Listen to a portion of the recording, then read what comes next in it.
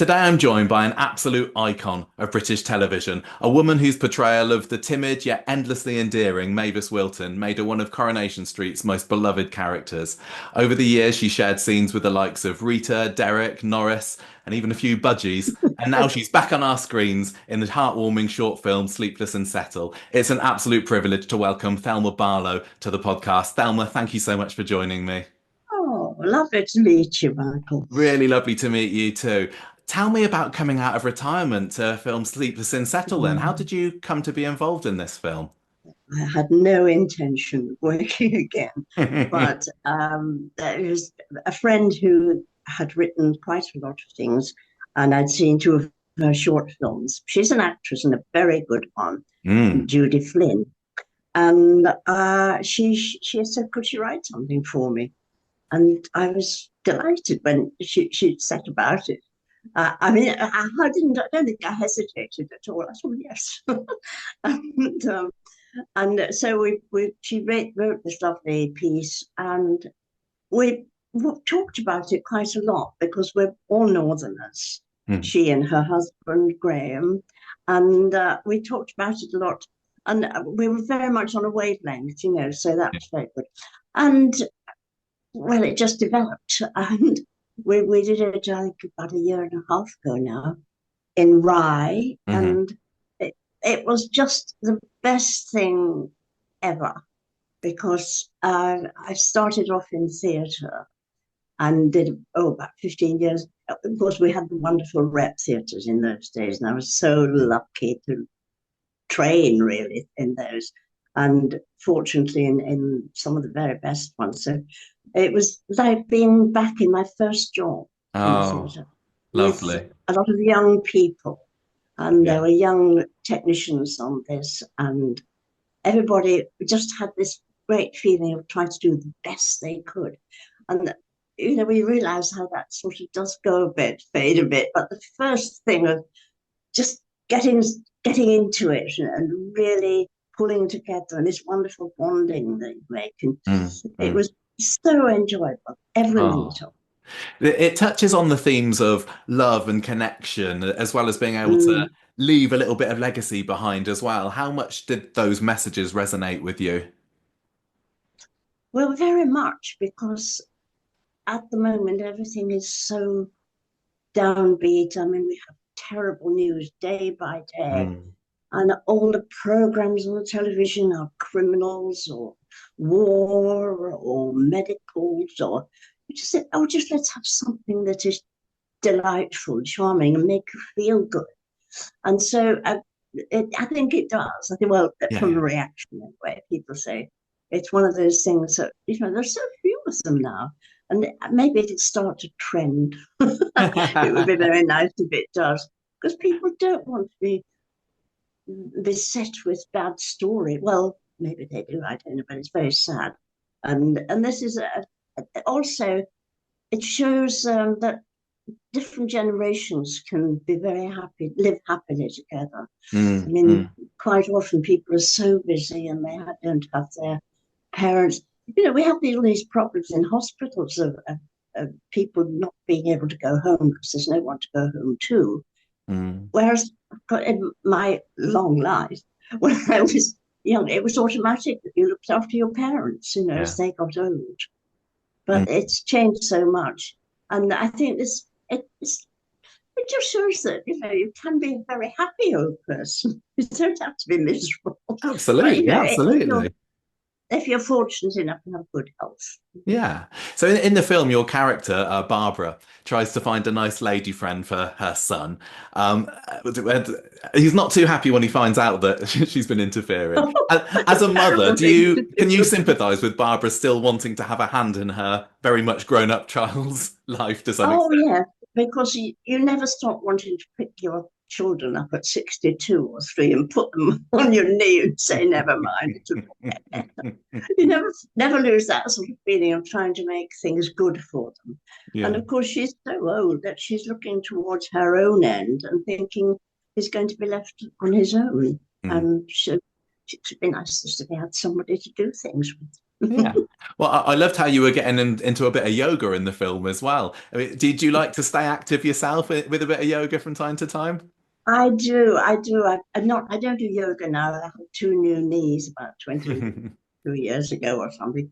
And so that proved more difficult. So I do Pilates now. How did you feel then getting front of the camera again after so long off of screens? And that was just second nature. I Was didn't it? feel anything any different. Yeah. Mm. Yes, I've never been a very technical person about acting on television, so I could have probably been much better if I had learned about camera angles and done it properly. As a very small, intimate production, wasn't it? Did you get to have any say in kind of how the film went? Not in production. No. No, I mean, we talked about it a lot in the writing, and because one knows the sort of lingo in the north, and so about Judy is from Lancashire and I'm from Yorkshire, Mm. and so is Graham Turner. Yeah. But there are things that you think, oh, we used to say that and so that. So there were little bits that we talked about and sometimes altered. Yeah, yeah. I get the impression that around 60 years after your first TV appearance, and even longer than that since you first appeared on stage, that acting really is in your blood. Would you mind speaking a little bit about how you first got into the business, as it were? Yes, purely arbitrary. A friend and I got tired of doing shorthand typing at night school. I looked through the syllabus, found speech training and dramatic art, and we both agreed we could do like to go to that. Hmm. And then I joined the amateurs in Huddersfield, where I lived. And then more and more, I knew that I was so much happier when I was doing the theatre work for the amateurs in Bradford and Huddersfield. And than I was in my daytime job. I wasn't very good at it, maybe that's why I didn't enjoy it. And was it a natural step to move from theatre onto Mm. television? But as I was saying, I mean, coming from a very long time back, my mother was living with us because it was automatic in those days that if one parent was widowed, they went to live with one of the children. It Mm. was just automatic. Okay. And my mother had been widowed. She was widowed just before I was born, actually, just a few weeks. And so she came, she was living with me as an old lady.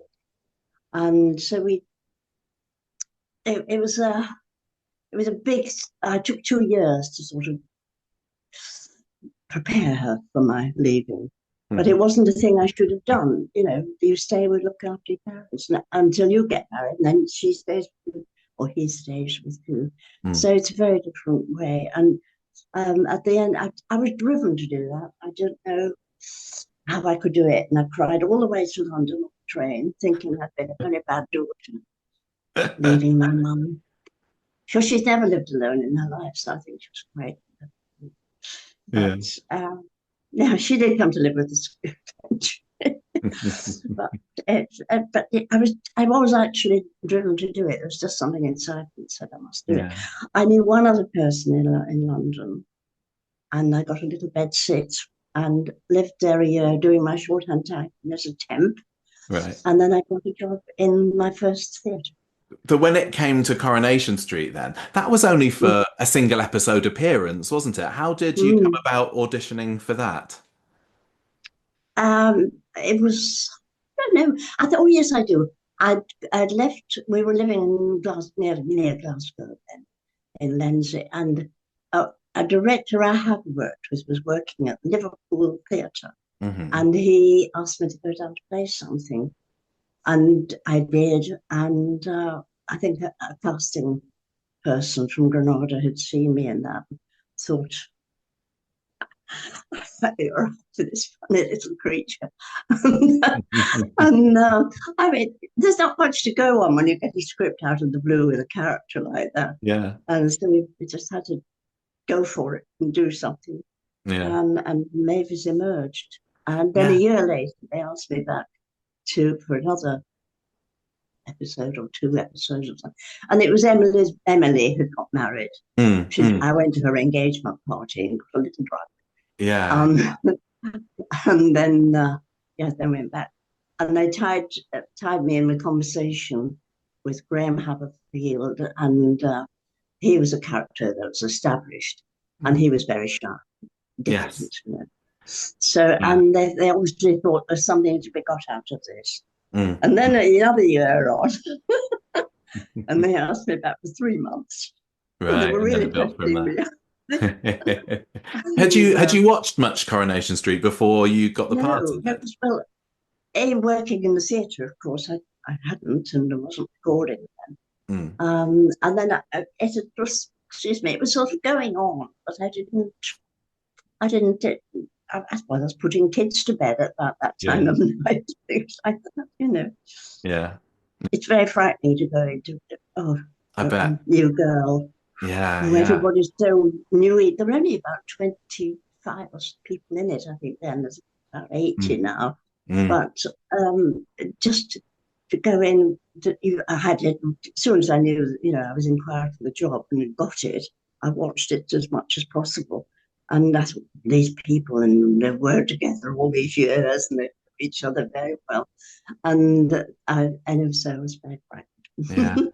So it's quite funny because even though you just had a few scenes in those early episodes, it really felt like Mavis was a very fleshed out character just from that.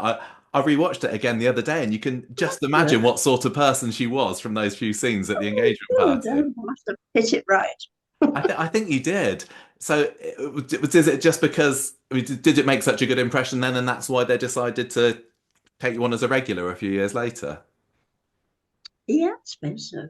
Well, they could see possibilities, and they didn't have a character like. Hmm. So I think it was another ingredient in the recipe. Yeah, yeah. Mavis was always a very timid character, wasn't she? And she was especially Mm. nervous during that job interview with Rita, where I think she hiccuped all the way all the way through it, if I remember rightly. Do you remember having similar nerves about making the leap to a regular character? It wasn't as frightening to go to a regular character. It's just being in it to begin with, Mm. and you feel such an alien thing about it's me from outside, and they all know each other very well and work together. Um, but yes, no, I mean, this becoming regular, it was really wonderful for me because my marriage was being a bit difficult at that time. So, and my mother was living with me, so I could leave the boys, my two sons, to well, Cheshire and in Scotland, Hmm. and then eventually we moved down to Manchester. Yeah. And I suppose you had no idea then that it would go on to last 25 years nearly, did you? Yes, I thought it was 23, but anyway. Yeah, I think Well, you I might be suppose right. I from the think it very was first, 25, including the engagement including party those thing. first Yeah. stepping stones. Mm, Yeah. mm. Um, yeah, I had no idea. I wouldn't have thought, because having had most of my work in repertory where there were 3 weekly and monthly reps, and so there's a wonderful change of Mm. thinking and character, totally. Yeah, yeah. So I wouldn't have thought I would have played the same character. But the interesting thing is that it becomes sort of in miniature. You have to think of, um, have I ever, if you've got a script and you suddenly have a scene with somebody who's been in it maybe a month, 3 months, and you suddenly have a scene with that person, and you think, Yeah. oh, how has that affected me? What do I think of her or him? Mm. So it's interesting. It's like painting in miniature. I bet, I bet. But you've got to find all these fine things, and then anyway, it was a lovely, a very happy time for me. Mavis and Rita went on to become one of the show's most beloved double acts. What is it about those two together that you think was such telly gold? Well, they were such opposites Yeah. to begin with, weren't they? And I mean, everybody came to rather heavily on Mavis to begin with, but um, I think she gradually it rubbed off on her this sort of a little bit of spirit, and she got more strength and um, yeah. But I think the difference to begin, and they were really good friends, although, Mm. there was a lot of stick coming from Rita. Oh, Rita was so mean to her, wasn't she? Well, I think she probably irritated Rita. Oh, for God's sake, get some spine, woman, Yeah. that sort of, for goodness sake, stand up for yourself. Because she was being very soppy with all these men folk. She had so many men in her life, actually, over the Yeah. years. Mm. Never came to anything until it came to No. Derek. It's really sad to think because you talked earlier about being paired with Jerry Booth, Graham's character, and then unfortunately who passed away before that could develop Yeah, into anything. that was so sad. It was so Mm. sad. Mm. She was a Do very you, good actor. yeah. Do you have any favorite memories of working alongside Barbara Knox in the cabin? Any particular scenes or moments that stick with you? Um, well, we used to sort of discuss a few scripts, as soon as we got a new script, and but she had some particularly scathing things. I can't even tell you what it was. But yes, but we did rehearse it together a lot because Mm. she was theatre background, Right. and I think that was the joy of it. And then Peter when he came in to play Derek, Hmm. and we just loved that rehearsal. That's when you do the work, you know. And I suppose thinking we used to pinch the Pontefract cakes. Polish them Yeah. off. It was like licorice. Oh, and then one of that there was fish and chip shop in the show at one time, Hmm. and I think I think it was probably the first time it was in, and we finished our work, we finished our scenes. We said, let's go and pinch some chips, some fish or something. So we did, and then of course they saw us eating them, and somebody came racing down from the box and said, don't, they've been sprayed, they've been sprayed. So we had to find an antidote. I think it's somewhere in America. And we were both going out separately that night. But we had to take this number to ring, and oh, goodness me. Oh my That served God. us right for being minor thieves. It did, it did. Oh, imagine it smelling so good, you have to go and pinch it. Now, of course, you and Barbara made headlines again a couple of years ago when you met up for her 90th birthday Yeah, documentary. That must yeah. have been lovely. Tell me a bit about reconnecting Oh, with yeah, her. it was lovely because we don't speak very often on the phone occasionally, Mm. but seeing each other after such a long time, and I mean, of course, I could see her on television, but she had, and well, I suppose she could have seen me occasionally, but it was just you're just back to the old times. There's absolutely no difficulties, no barriers or anything. And so we had a lovely day. It was really nice at the flower show. Yeah. Barbara's so funny. Yeah.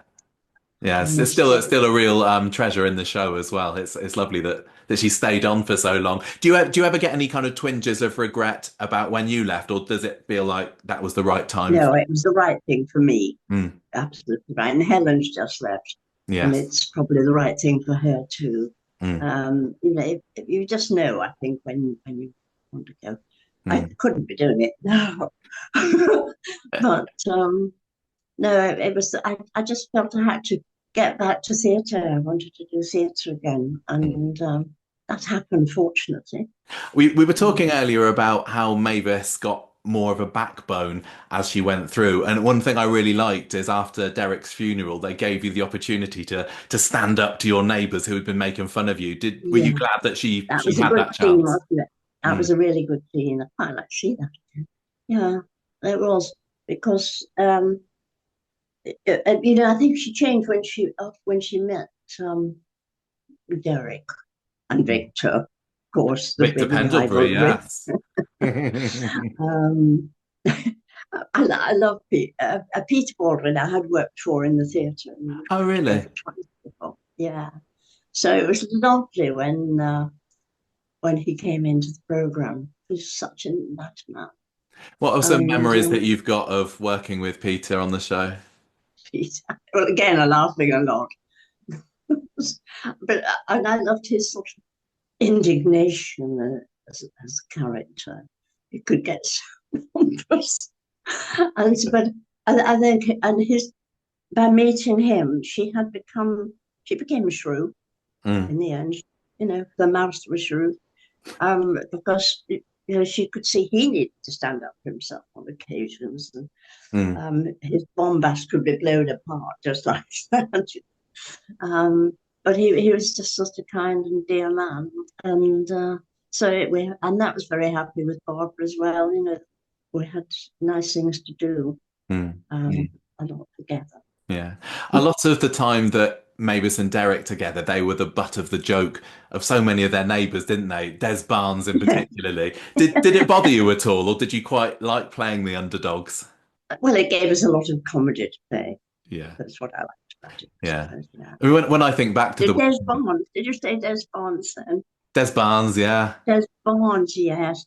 I mean, that was an occasion when his boat, that huge boat he had in the garden, we were sitting on our little sun lounger thing, and it fell over into the garden. Yeah. And Peter, I think I'm a risk taker because Peter was so worried about it, so frightened. And we did it, and it was fun, and I really enjoyed it. But um, very recently, this was really about our profession. I've heard from Amelia Bournemore, who played his wife, Steph, Oh, really?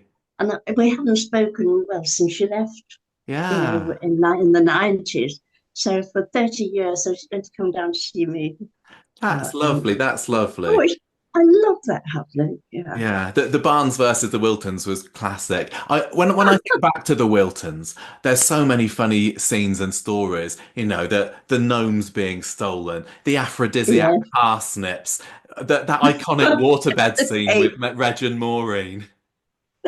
I think the script writers must have had a lot of fun thinking those scenes up, and Yeah. we did playing them. We both like playing comedy. Yeah. What was the waterbed scene like? Because that was one Well, of Corrie's most iconic comedy moments, isn't it? yes, I don't think I found that. I don't know. I've never seen it since, so maybe I Have didn't you find it not? fun. No. It's good that you're a part of it at least. And Are they all another, online?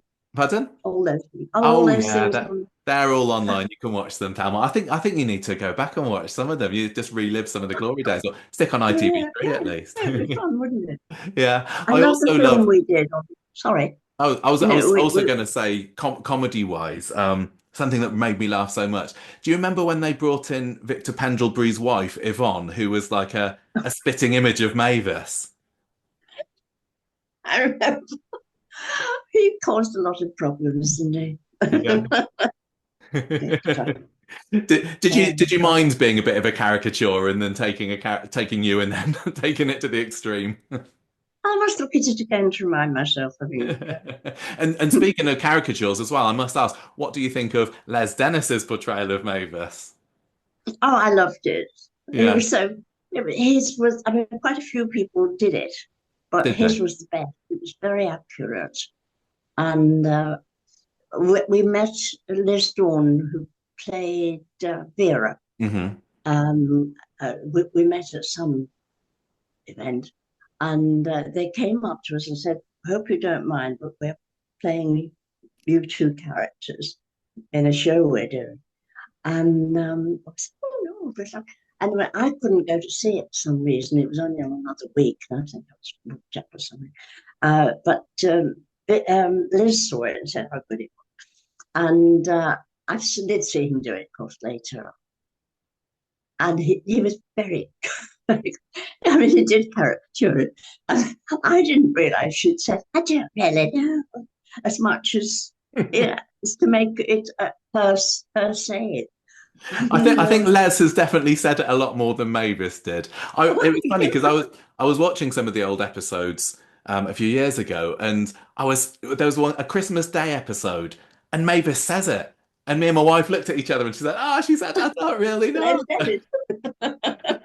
Yeah, well, it became sort of. I think it was very funny because I was standing at some lights on Deansgate in Manchester, and a huge lorry came alongside, stopped at the lights, leaned out of the window, and this great burly lorry just going down, and then a schoolboy would do it, and it really had caught on just by Dennis doing it. But whenever it came up in a script as proper dialogue for me, I thought, oh, I sound like Dennis. I had to find a different way to say it.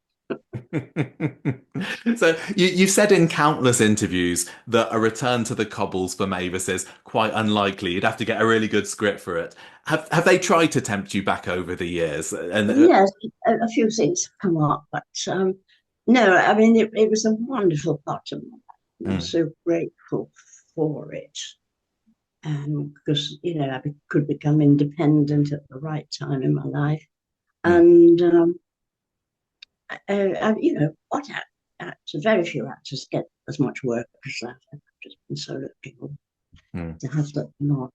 And something like that. It's only a year at a time. You only get a contract for a year, so you can't sit back on your laurels and say, I'm in for life. But I don't think so. I didn't expect to stay in that time, but as I say, I find the character interesting always because you have these things to work out every time, how you'd react. Yeah. Do you still keep in touch with many people from your Corrie days? Well, not many left, you see, I worked with. But Barbara, as I say, I talk to occasionally. And Helen Worth is the one I see most often. And they're coming down quite soon, actually, she and her husband. So, and we just, lunch and lovely chats and things like that. But it's a long, true friendship.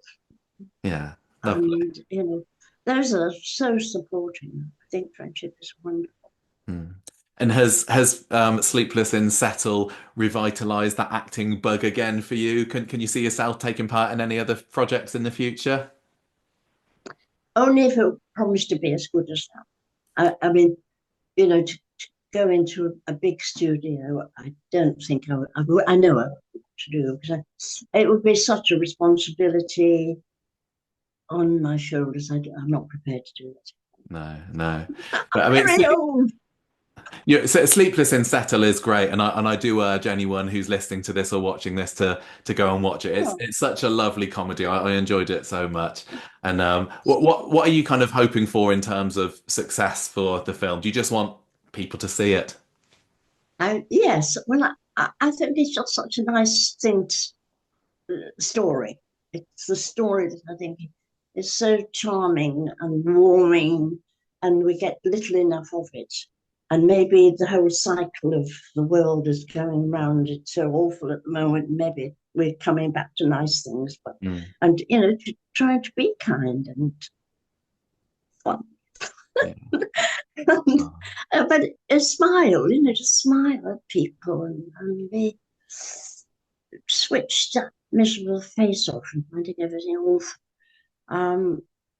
I know I'm lucky, and I'm not having to pinch and say, I don't know how people do it, but so many people have such things happening in their lives. But there's somebody else who's not. You can be a bit try to just help people and be pleasant, and it doesn't take much. You can decide every morning you wake up which way your mouth's going to go, up or down. I've just been so lucky, so I know how lucky I am. But I think it's all lucky, I think, and that we're starting to go on and maybe an upward trend, I hope. Anyway. Yeah. I mean, also, what you were saying, what for the future, because I don't particularly want to work a lot anymore, but I would for the same people, with the same people. And Judy, I think, writes so well. Yeah. And has so many inspirations and ideas, I think, oh God, I wish I had that. And Graham is a lovely actor, Graham Turner, and he was lovely to work with. And I think work is so hard in the business, anyway, in theatre, in television. And so it would be lovely if it could lead to something for them. That would be lovely indeed. Oh, It Judy, would. I remember her from the British Empire back in the 90s. So to see that Yeah. she was working with you again, it's like, oh, I remember her. That was lovely to Yes, know. yeah. But the reviews we've had, and people who've seen it have just said, oh, just lift your heart, you just feel so much better for seeing something like Yeah. Thelma, that. thank you so much for coming onto the podcast today. It's been lovely speaking to you, and honestly, such a joy to watch Sleepless and Settle as well. I hope that it gets in front of lots of people's Well, eyes. that's lovely. Thank you for the interview. I've No enjoyed worries. talking to Absolute pleasure speaking to you, Thelma. Thank you so much for coming on. you. Bye.